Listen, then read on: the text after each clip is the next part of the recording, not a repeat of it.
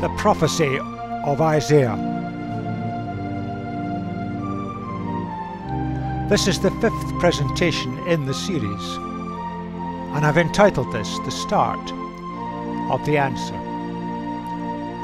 The prophecy of Isaiah.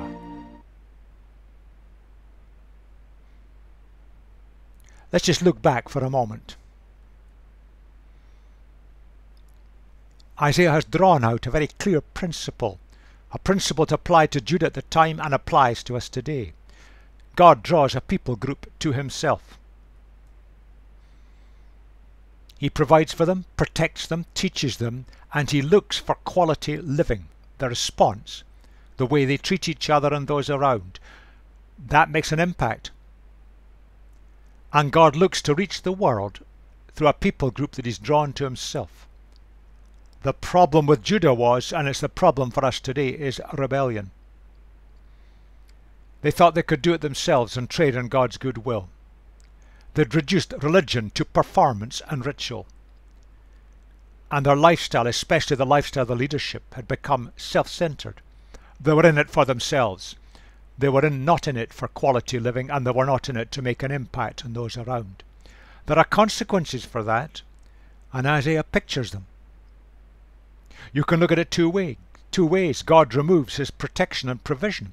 Or you could say, we've moved out from the umbrella of God's protection and provision by our own choice.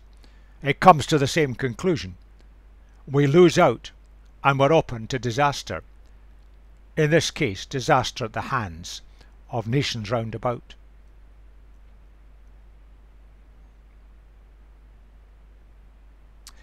There's an urgent message for the people of God, us today.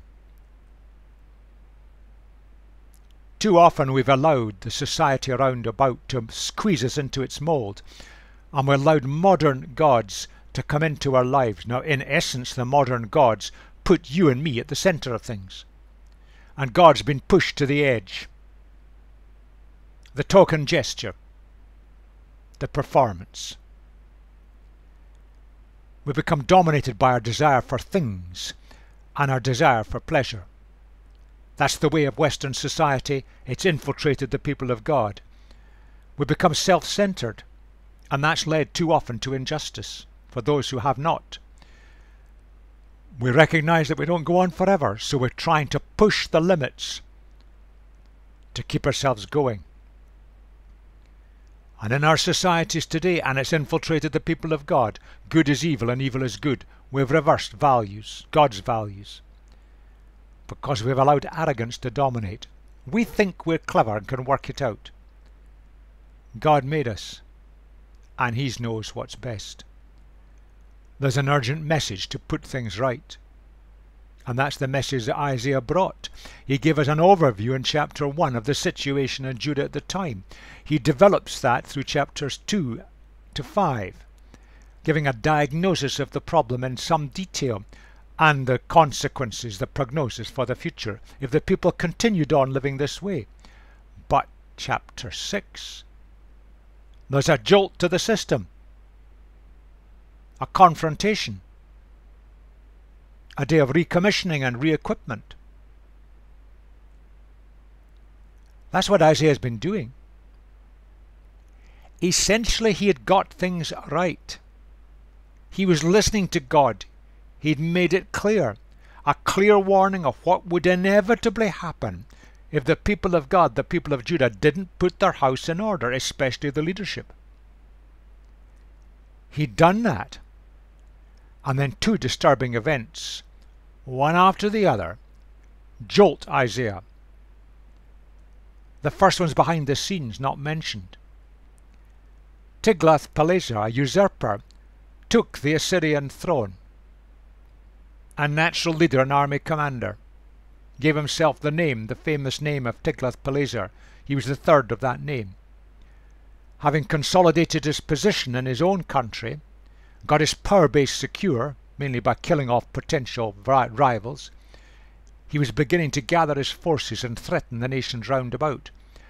And then just a few years after that, good King Uzziah of Judah dies. He reigned a very long time.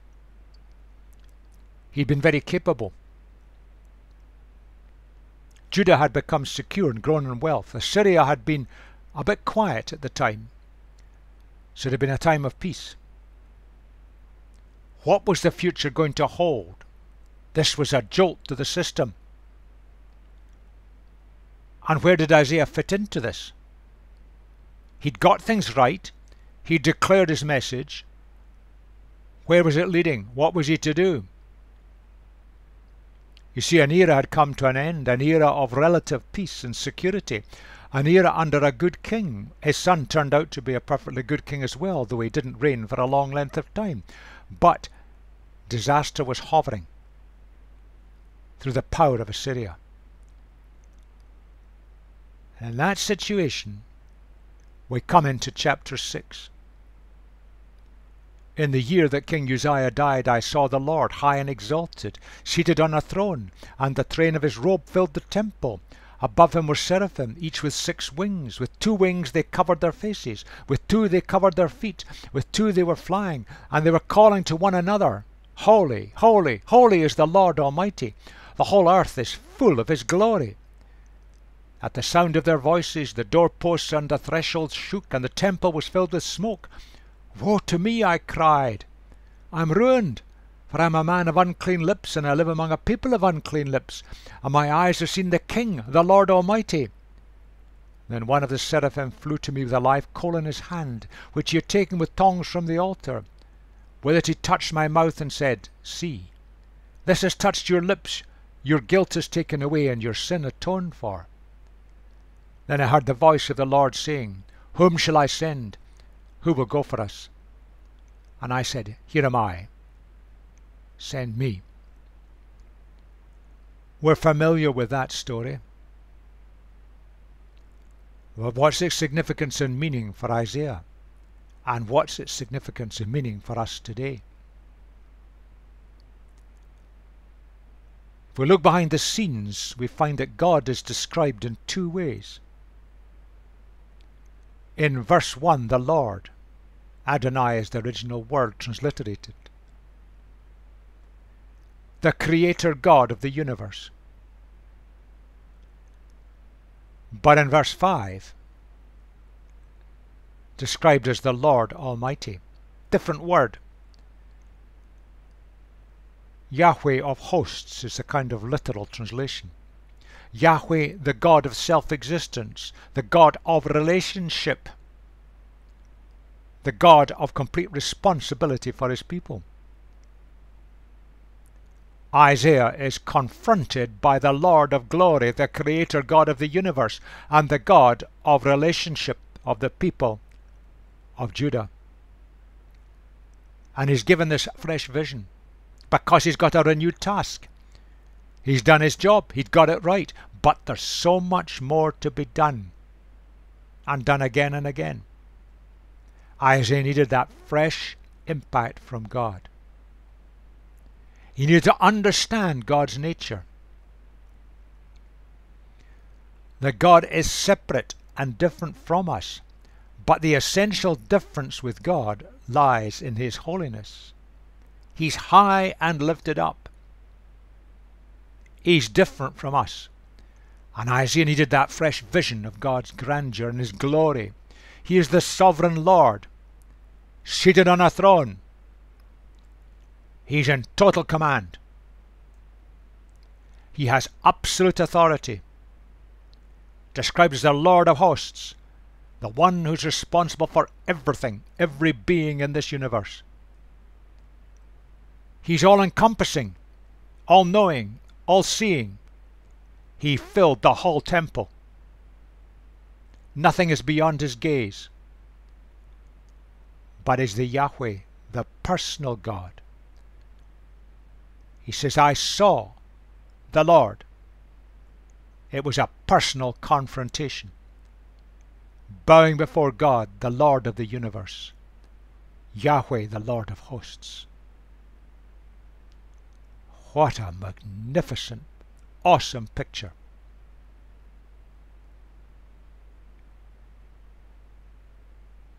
How do we see God today?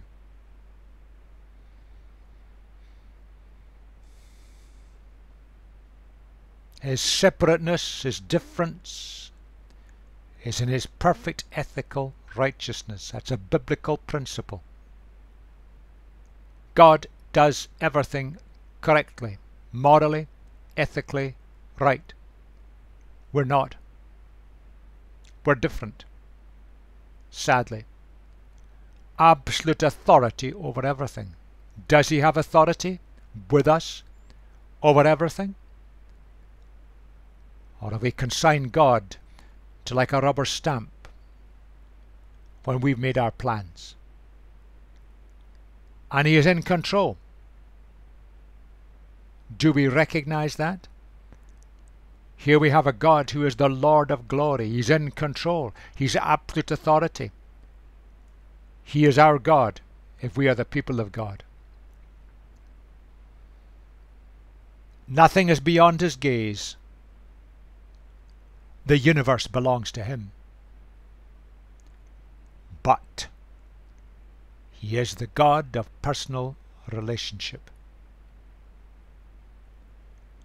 He wants to know you, and he wants to be related to you, and he wants your personal response to him in the practical things. Now, this is a message for the people of God, facing a new challenge, a future that's all uncertain. There are so many parallels with what Isaiah faced in the land of Judah all these centuries ago.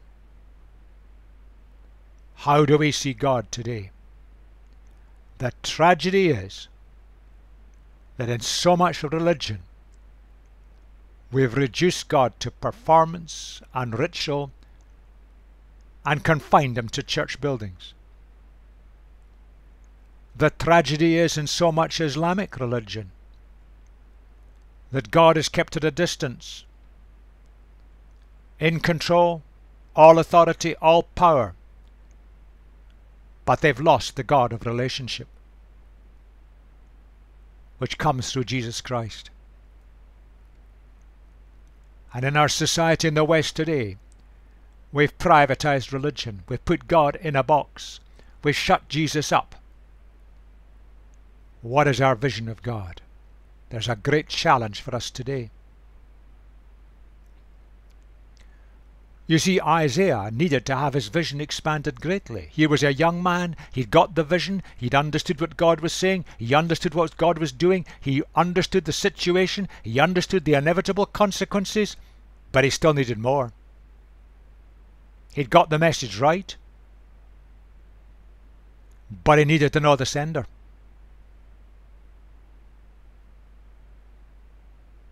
That is such an important principle for you and me today.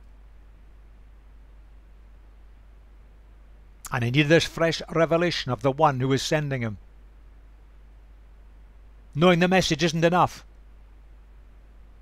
Knowing the sender. A God who is distant and the Lord of glory with all power and majesty. Holy, holy, holy, which is just a Hebrew way of saying he's holy beyond belief. But a God who's personal.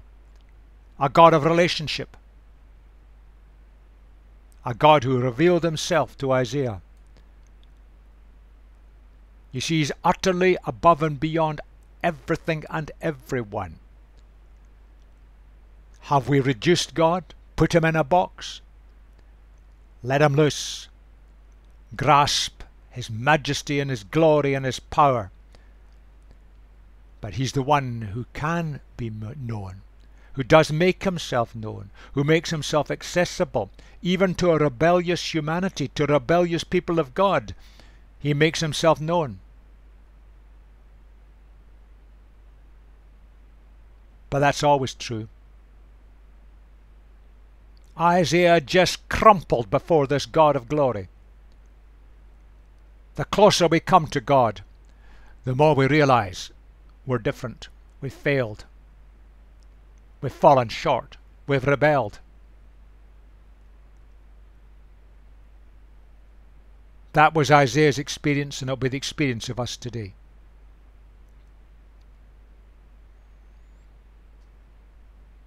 Visions are strange things.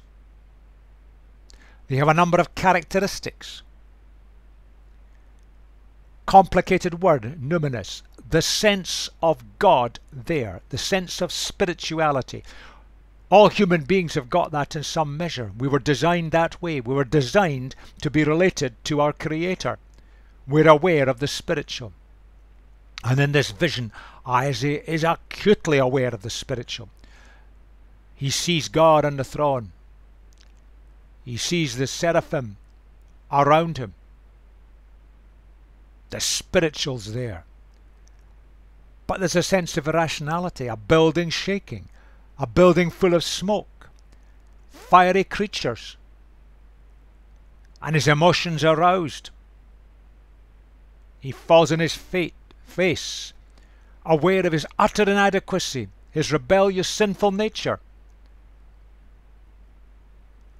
But it's also logical. There's a great message within it. There are voices speaking to him. The seraphim declare the glory and the holiness of God.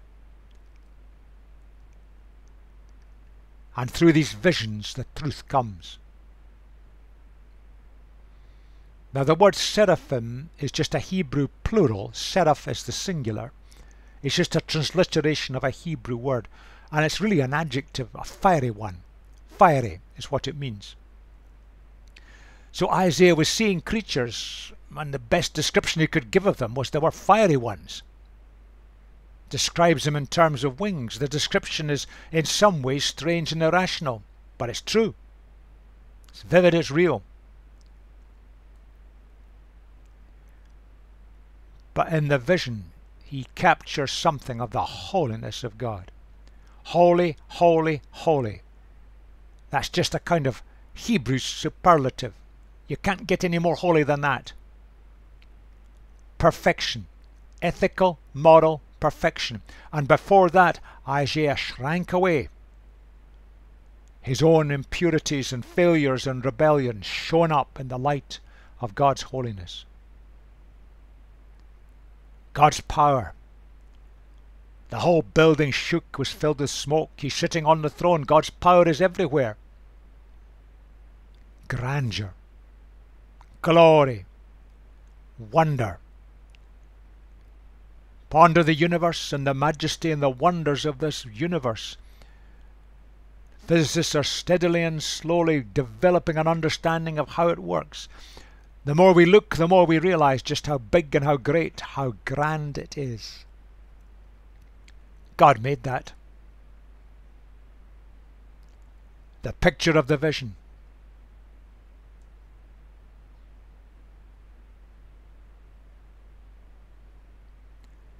The holiness of God. And the whole earth is full of His glory.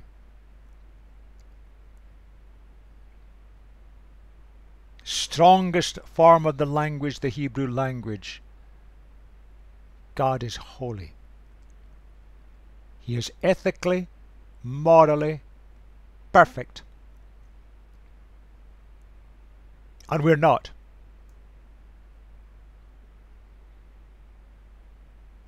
And He made everything. The whole earth is full of His glory indicates His total supremacy.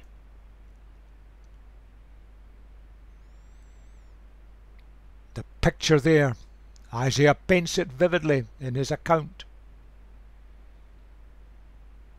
Absolutely upright, utterly good. But that immediately has a call. The God who is Yahweh of hosts, the God of relationship. To be in relationship with God is a call to ethical purity. And Isaiah was conscious he'd failed. So have we.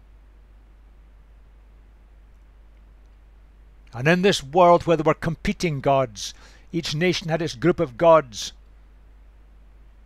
The picture here is Yahweh, the Lord of hosts, the Lord of the entire world, not just of the Jewish people, not of a specific people group, not of a place or location.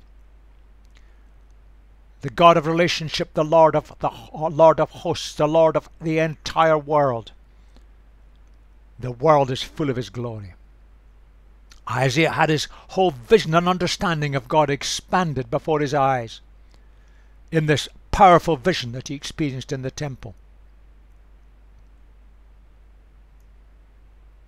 And his reaction to it was a reaction of inadequacy. A picture of God as eternal, self-consistent, infallible. A picture of God as all-powerful, all-knowing, utterly holy, ethically, morally perfect. That's a very different picture from the gods of the nations round about. And it's a very different picture from the kind of gods that rule our society in the West today. Gods of human-centeredness, humanism, materialism, selfishness. And it's very different from the picture of God in the Islamic world. A God who is distant, who terrifies and consigns most to hell. Here is a God who is ethically and morally perfect, utterly holy, all-powerful, all-knowing, glorious and wonderful. What a magnificent and what a glorious and wonderful picture we have here. This is the God that Isaiah met in the temple. By contrast, he's aware of his mortality, his incompleteness, his fallibility. He's aware of his limits in knowledge and power, but he's most of all aware of his perpetual rebellion. Before the glory of God's utter holiness, Isaiah falls on his face in inadequacy. What a contrast! And the prophecy of Isaiah is full of such contrasts.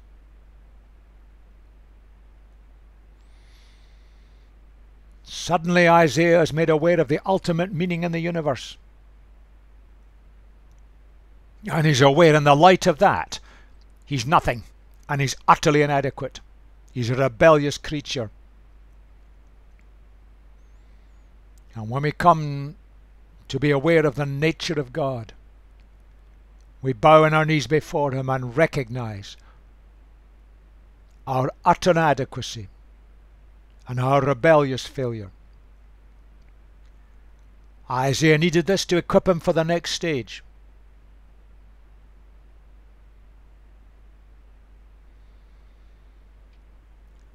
But you see, in the story, there's a great depth of meaning. When Isaiah recognized his flaws, his failures, his impurity, his ultimate rebellion, when he recognized that and he wanted to do something about it, he realized that he was a hopeless mess. The great prophet of God. God provided the means of cleaning him up. And the story of the coal touching his lips, because from the lips comes unclean thoughts and words expressed to the world around. The symbolism's there. God provides the means of cleaning us up. You see, we have to come to recognize just how we are in the face of the Lord of glory. And until we come to do that and recognize that, God can't clean us up. He's got the means of doing it. He wants to do it. But we've got to want it. And Isaiah had to come to that point. And he was a man of God. And the challenge is to us, the people of God today. We've got to recognize we've done it wrong. We've made a mess. We've messed up completely and totally. We've rebelled. We've put ourselves in the driving seat. We've asked God to rubber stamp our plans. Doesn't work. Let's come before God with a fresh vision. Recognize just our weakness and our meaninglessness before the God of meaning, our rebellion, and God will clean us up. Isaiah wanted to change, but couldn't do it. We're the same. We call that repentance. It's a positive word, a word of recognition of our inadequacy and failure and the desire for something better. We often don't know what the better is. We certainly don't know how to achieve it. But God's there. He wants to change us. But we've got to be willing. That's His grace. And this wonderful biblical picture that runs consistently throughout the whole of the biblical text, that God's grace meets our repentance. That God is there for us, but we've got to be willing to seek him and ask his help. And the two come together so beautifully. You see, Isaiah had the message right. The first 5 chapters show it. But his understanding of God had to move to a far deeper level. And that's why chapter 6 is where it is. There's a message there for the people of God in the West today.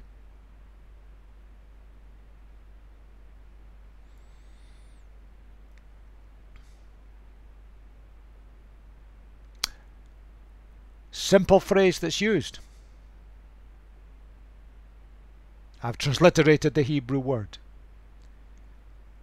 The word captures the meaning of a kind of deliberate choice, a deliberate rebellion. We've chosen to do it our way. But the word there emphasizes the missing the mark in life. We fired the arrow of our life, and at the moment we're not even going to hit the target, little less the bull's eye. God wants to redirect the arrow so that our life, purpose and destiny is fulfilled.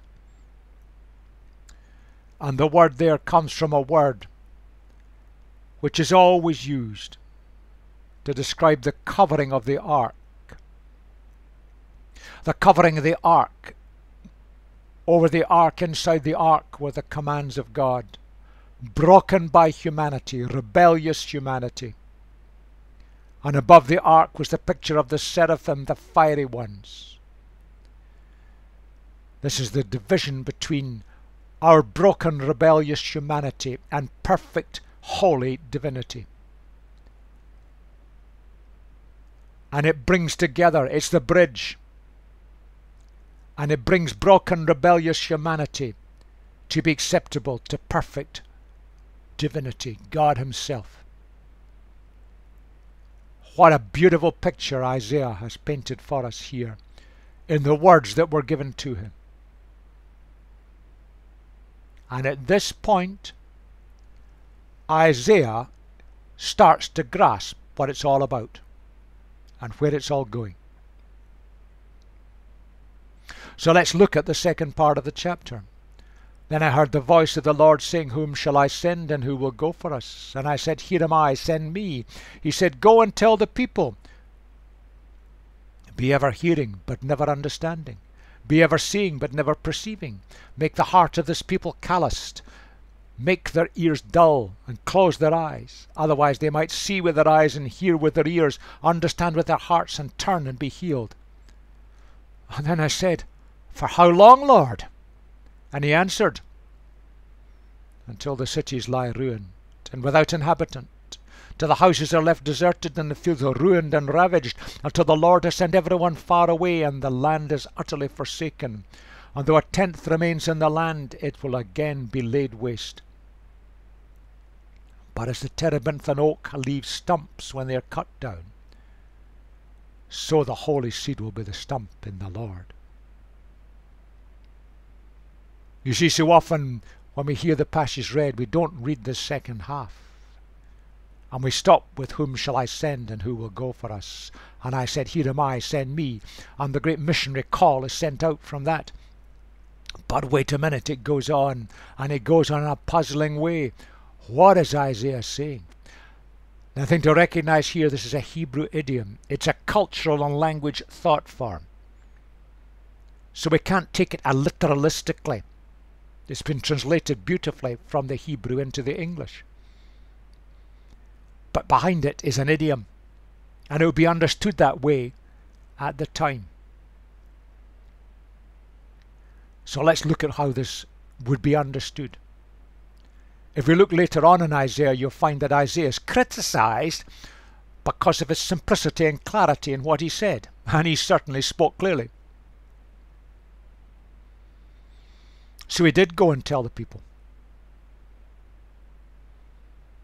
But what this passage is saying is that Isaiah is being warned that the people would see and hear, but they would not be prepared to understand and act. That's a deliberate decision on their part. And the more Isaiah spoke, people listened, they heard, but they didn't respond positively to the message. This passage is quoted 3 times in the New Testament. In fact, one of the quotations occurs in 3 Gospels, but it's the same. It's a comment by Jesus on the parable of the sower. Jesus proclaimed the truth. And so many in his day, particularly the religious leader of the Jewish people, refused to listen. They refused to understand. In John's Gospel, it's used there by John as a description of the refusal of the Jewish leaders specifically to respond to Jesus. And it's also used in Acts by Luke as a description of the reaction of the Jewish leadership in Rome right at the end of Paul's life. They listened. They wouldn't respond. And that shows us how this passage is to be interpreted. Go and tell them, but be warned, it will be hard going. And he says, how long will this go on for? And there's the answer. Isaiah is told to go on revealing the message, but people will not respond. And the devastation and exile are inevitable. The description there is exactly what happened. What happened under the Babylonians, who were the successor of the Assyrians, who flattened the land, took all the people away, destroyed it, the crops. The land was utterly forsaken. Happened again and again. But there's a remnant left. The stumps of the tree, it's a picture. But a stump is still alive, even though it's cut down.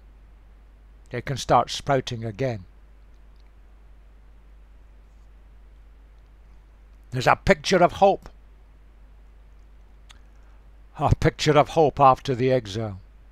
A strand of hope. Hanging by a thread.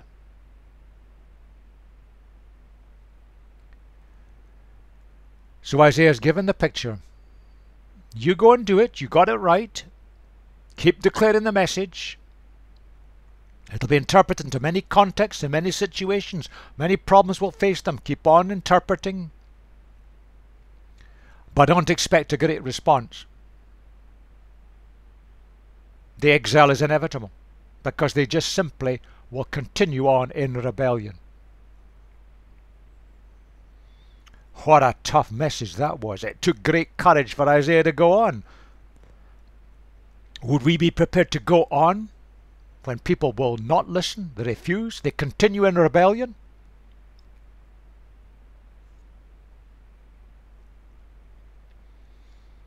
I've picked a few passages, and it's just a few of several. In Deuteronomy, there is the warning from Moses. If the people rebel, this is what will happen. Just as it pleased the Lord to make you prosper, increase in number, so it will please him to ruin and destroy you. You will be uprooted from the land you're entering to possess. Rebellion will cause that. You move out from the umbrella of God's protection, you've lost it. And in Leviticus, the description of the people who are rebelling, even the land was defiled. So I punished it for its sin, and the land vomited out its inhabitants. Graphic visual imagery. You must keep my decrees and my laws. The native born of foreigners residing among you must not do any of these detestable things. That's rebellion. For all these things were done by the people who lived in the land before you, and the land became defiled. There's a picture consistently throughout the early biblical books that the land was God's. It was given on loan to the Israelites as a kind of base camp, so that they as a people of God would learn the ways of God, would live for God, would learn for the benefit of the other person, would make an impact on the nations around and make God known to them. Their occupation of the land was conditional. It specifically says it again and again, conditional on their obedience in their God-given task. the early writers could see the possibilities of this rebellion, which happened. And this principle has implications for the land today.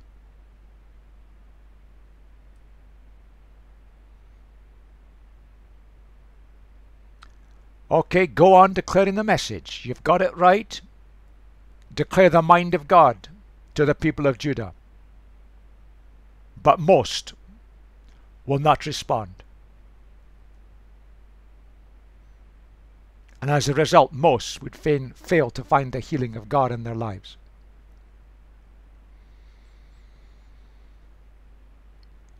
That's a tough picture. I'm reminded of Moses, about to enter the promised land and held up by the people's rebellion. And along with Joshua, he spent all these years going round in circles in the desert and never entering, but he kept on being faithful to them. And Joshua brought the people in. But that generation missed out on all the blessings God could give to them because of their rebellion. Turn and be healed, the metaphor of medical healing. There's an active human response. We must respond. We've got to want to turn. But God does the healing. It's a cooperative exercise. And this is a message for the people of God today. We have got to want to put our house in order. And we need to radically put our house in order. We've lost it and drifted away from the truth. We need a fresh vision of God like Isaiah in the temple. And understand what it's all about. And appreciate again His perfect ethical holiness. And when we want it, God will do it.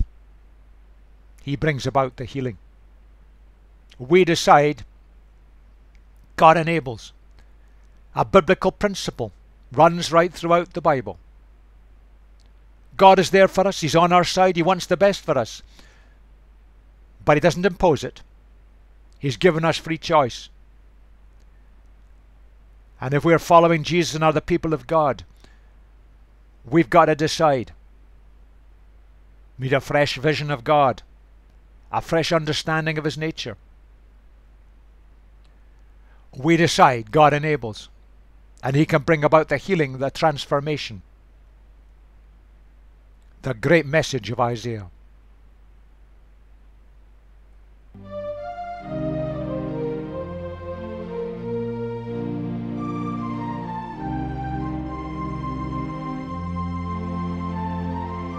The next presentation, Isaiah asked the question, who can we trust?